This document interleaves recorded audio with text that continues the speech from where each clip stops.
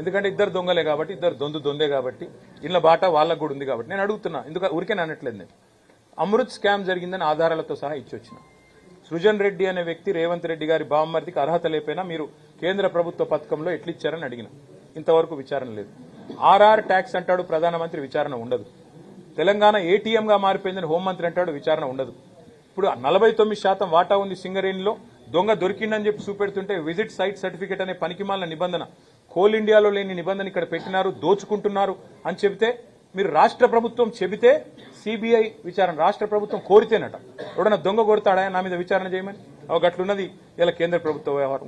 నేను ఇంకోటి సూటిగా అడుగుతున్నా. పొంగులేటి శ్రీనివాసరెడ్డి అనే మంత్రి ఉన్నాడు, ఆయన ఇంటి మీద ఈడీ రైడ్ అయింది సెప్టెంబర్ 28, 2024.